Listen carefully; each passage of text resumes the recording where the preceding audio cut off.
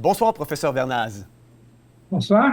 Vraiment content de vous accueillir à nouveau sur le plateau de Théovox Actualité. Je veux vous remercier d'avoir accepté l'invitation à venir échanger avec nous ce soir sur ces élections européennes qui ont eu lieu dimanche dernier et qui ont pratiquement été un coup de théâtre dont l'acteur principal était Emmanuel Macron. Vous l'avez vu venir, professeur Vernaz, cette élection? Alors, au niveau de l'élection européenne, il n'y a aucune surprise parce que les sondages ont été exactement respectés et on a eu le résultat qu'annonçaient les sondages. Par contre, ce qui a été la bombe que personne n'avait attendue, c'est que le président français a dissous l'Assemblée nationale et ça, c'était quelque chose que lui demandait le Rassemblement national depuis longtemps, mais qu'il avait toujours balayé d'un trait en disant pas question. Oui. Et là, c'est vrai que ça a surpris absolument tout le monde et ça a mis tout le monde dans une grande effervescence. Pourquoi des élections? Quel était le but de ces élections européennes? Alors, les élections européennes, les dernières étaient en 2019, donc tous les 5 ans, on a quelques 700 députés de l'Europe, la France en a environ 80, c'est eux qui vont décider d'un certain nombre de choses de la marche de l'Europe. Donc, c'est important pour nous d'avoir des gens qui vont prendre les grandes orientations que l'Europe veut prendre. Et jusqu'à présent, l'Assemblée européenne était vraiment dominée par des gens, je dirais, de la même trempe que Macron, en Allemagne comme en France, c'est-à-dire des gens qui voulaient ouvrir à tout prix les frontières complètement, avec des flux migratoires gigantesques et qui veulent imposer que tout pays qui refuserait un migrant aurait une amende de 20 000 euros par migrant qui refuserait, etc.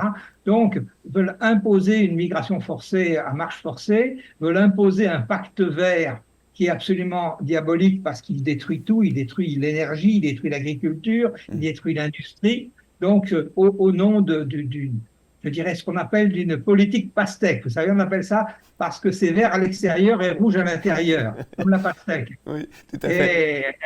Et au nom de cette politique, il y a tout un pacte vert qui est en train de tuer l'agriculture, de tuer l'automobile, de tuer absolument toute la vie qui fait que la prospérité de notre pays. Ouais. Professeur Vernaz, si je vous posais la Les élections question... sont importantes. Oui, effectivement. À qui ces élections ont-elles profité en bout de ligne? Alors, je n'ai pas suivi exactement tous les résultats des autres pays. Ce qu'on peut dire globalement, c'est que ce qui s'est passé en France s'est passé dans plusieurs pays, pas tous, mais la majorité, et qu'il y a un certain mouvement vers la droite. Alors, je dirais qu'on va parler de la France parce que je suis plus au cœur du sujet dans la France, Oui.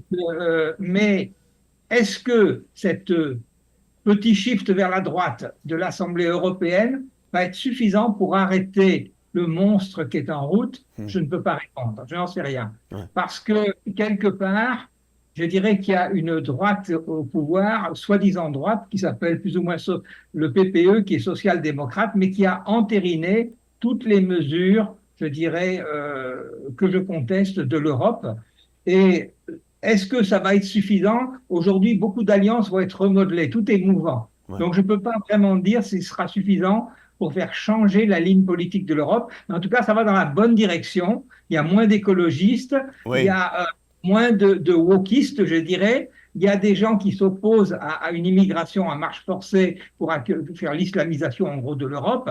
Donc, il y a des signes positifs. Oui. Maintenant, ce qui a surtout été un séisme, c'est effectivement ce que personne n'attendait, c'est la dissolution de l'Assemblée française. Parce que en France, il y a le Rassemblement national qui a déjà du succès depuis quelques années, mais qui avait 89 députés à l'Assemblée française sur 577. Donc, ce n'était pas vraiment une majorité, mais c'était suffisant déjà pour quelque chose de nouveau, puisque pendant longtemps, il n'en avait aucun. Oui, tout à fait. Selon Et puis, là, cette dissolution, tous les sondages donnent qu'ils vont en avoir plus que 200 dans ces prochaines élections. Donc, de la part du président Macron, tout le monde était très surpris qu'il dissolve l'Assemblée. Mais quelque part, c'est un homme qui, lorsqu'il perd, aime jouer au poker, aime faire des coups de Trafalgar, et quelque part, il a mis la France en ébullition. Et aujourd'hui, on est à la croisée différents chemins parce qu'il y a beaucoup de choses qui volent en éclats. Ouais. Alors déjà, il y a la gauche qui s'est unie en mélangeant des gens comme un mouvement qui s'appelle la France Insoumise, qui sont des islamo-gauchistes qui défendent le wokisme, le féminisme, la théorie du genre et qui sont à fond pour l'immigration et qui veulent la créolisation dans leur vocabulaire de la France, mais en fait, moi, je le traduis par islamisation, parce que ce n'est pas les créoles qui nous posent des soucis, c'est l'islam. Donc, ces gens-là sont en train de se rassembler Ouais. en diabolisant le Rassemblement national. Ouais. Alors, vous avez vous-même, je crois, dit dans une occasion, c'est l'extrême droite. Alors, c'est le mot qui revient tout le temps, tout le temps.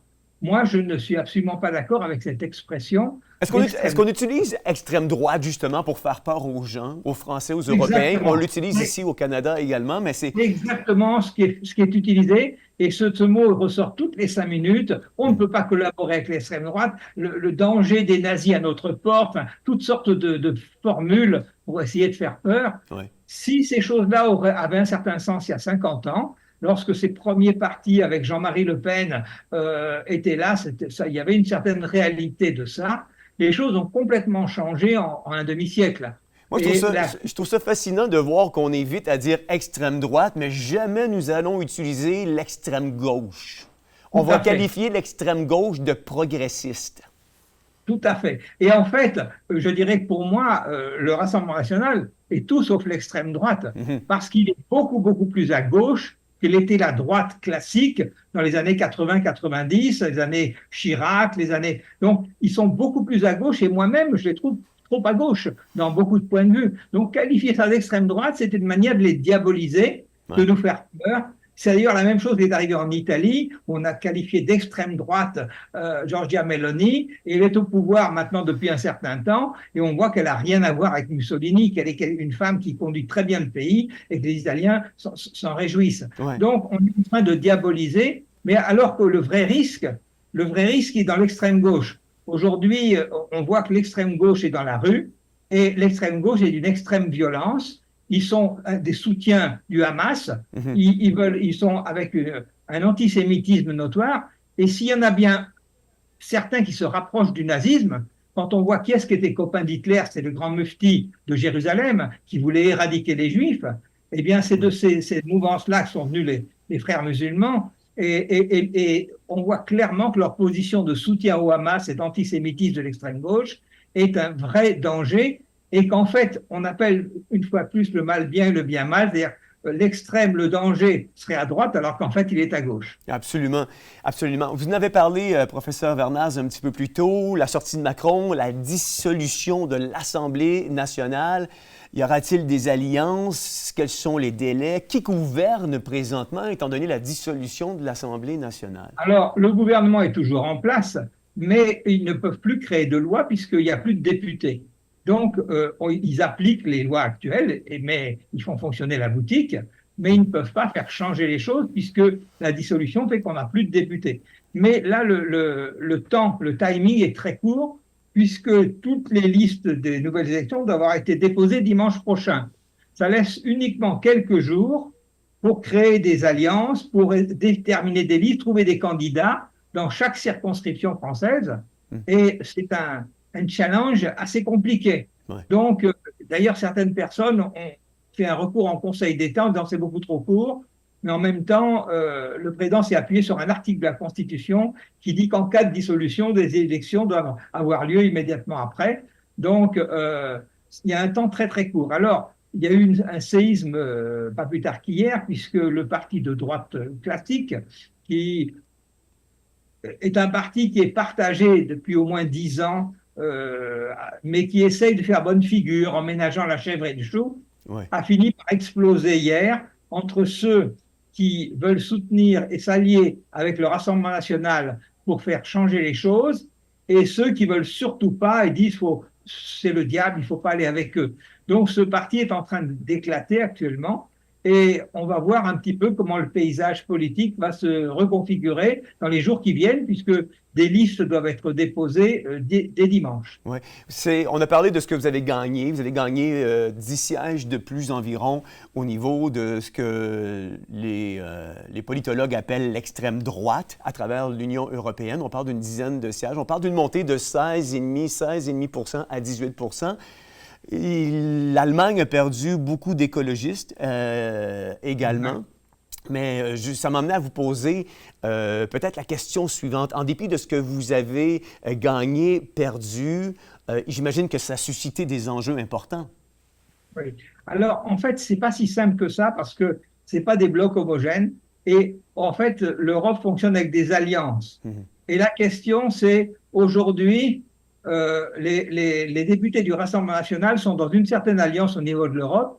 Et la question, c'est est-ce qu'ils vont y rester ou est-ce qu'ils vont se mettre avec d'autres alliances? Et ça peut changer les choses suivant les alliances qui vont se faire.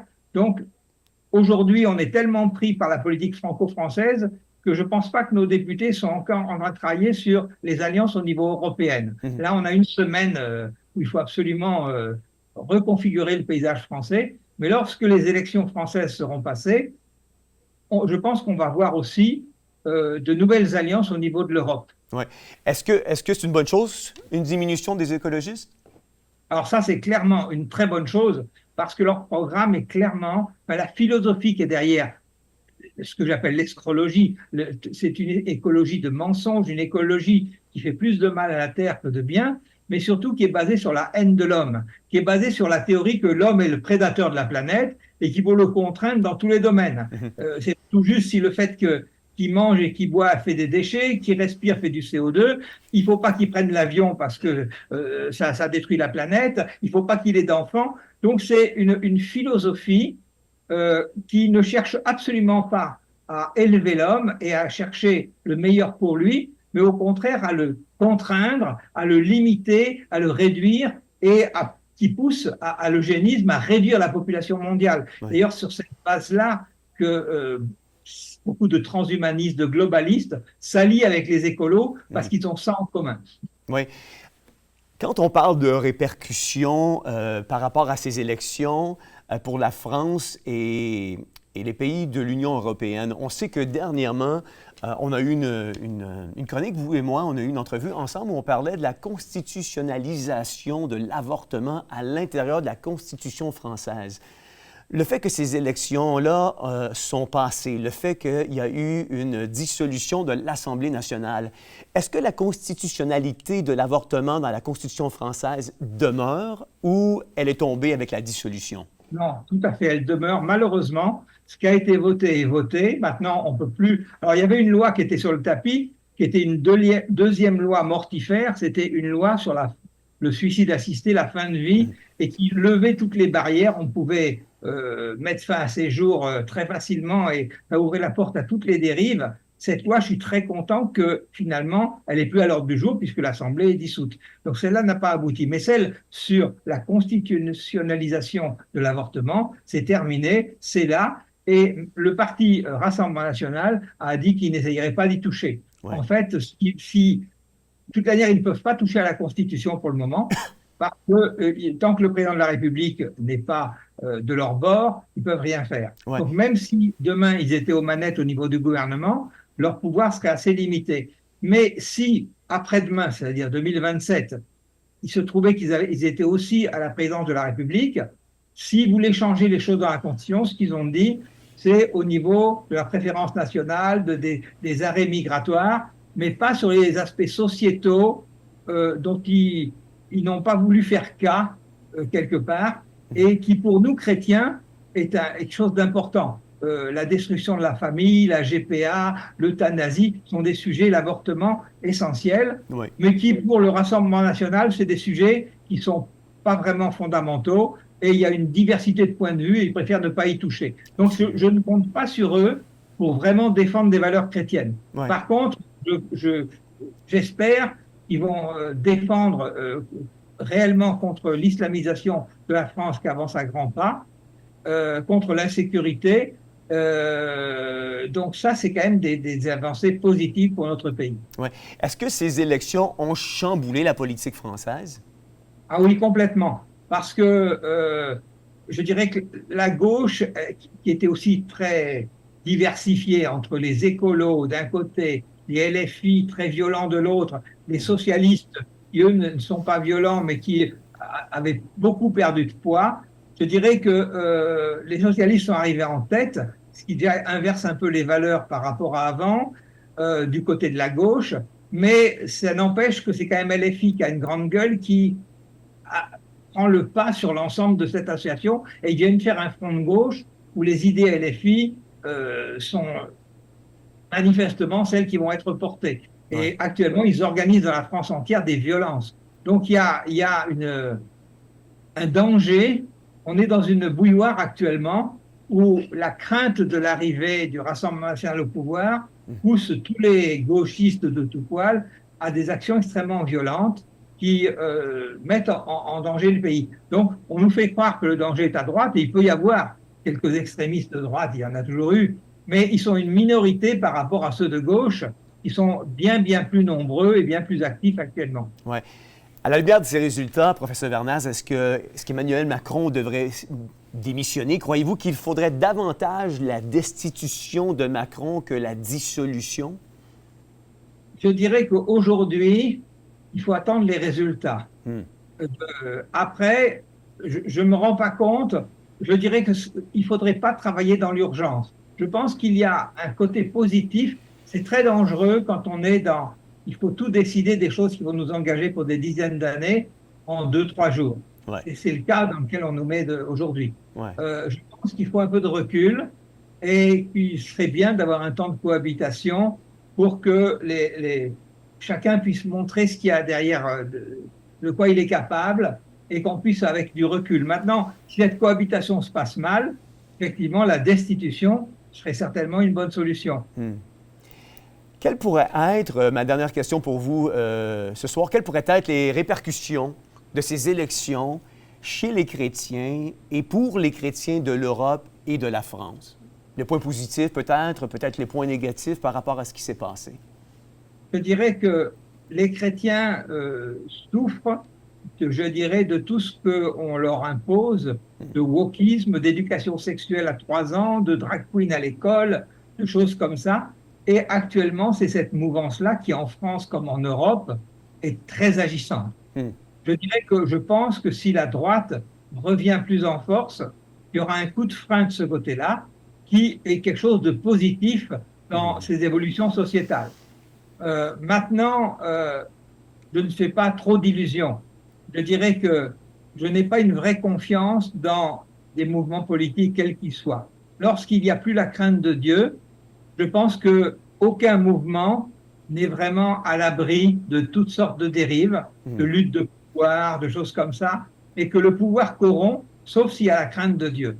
Et aujourd'hui, je ne vois pas beaucoup de mouvements politiques qui soient vraiment chrétiens et qui aient une crainte de Dieu pour que je puisse quelque part me réjouir de voter pour eux. Donc on va toujours voter pour un moindre mal, limiter le wokisme, la dérive écologique qui détruit tout, etc. Mais celle qui portait peut-être le plus en France des valeurs chrétiennes, c'est une catholique d'un parti qui s'appelle Reconquête, c'est Marion Maréchal. Oui. Mais elle a été exclue des discussions de la droite actuellement. Donc, je pense qu'elle a une représentation, elle peut avoir un impact sur l'Europe, puisqu'ils ont 4 députés, mais sur la France, je ne pense pas qu'ils auront un poids considérable. Professeur Vernaz, merci beaucoup d'avoir été avec nous ce soir pour répondre à ces questions et nous faire le bilan avec votre point de vue, votre perspective des élections européennes. C'est grandement apprécié. Je vous souhaite de passer une excellente soirée. Eh bien, vous aussi. Merci Jean-François. Et puis, que Dieu agisse dans nos pays, que ce soit le Canada ou l'Europe. On a besoin de sa grâce. Absolument, vous avez tout à fait raison. Merci beaucoup d'avoir été avec nous. Au revoir. Oui, on a eu un bon résumé de ce qui s'est passé aux élections européennes de dimanche dernier. Vous savez, il y a un texte de la Bible qui va dire « Nul ne peut servir 2 maîtres ». Car où il haïra l'un et aimera l'autre, où il s'attachera à l'un et méprisera l'autre. Vous ne pouvez servir Dieu et Mammon, ou dans le grec, Mammon peut signifier aussi l'opposé de Dieu ou le diable. Soit que tu vis pour Dieu, soit que tu vis pour le diable, il ne peut pas y avoir un entre-deux. Alors, voyez-vous, la soustraction de Dieu par l'addition de cette laïcité de l'État par plusieurs pays occidentaux a inévitablement amené ceux-ci à substituer Dieu et les valeurs chrétiennes et bibliques par des valeurs humanisme. Ces valeurs qui placent l'être humain, ses désirs et son épanouissement au-dessus de Dieu et de ce qu'il a déclaré comme code de conduite à sa création, en l'occurrence, nous.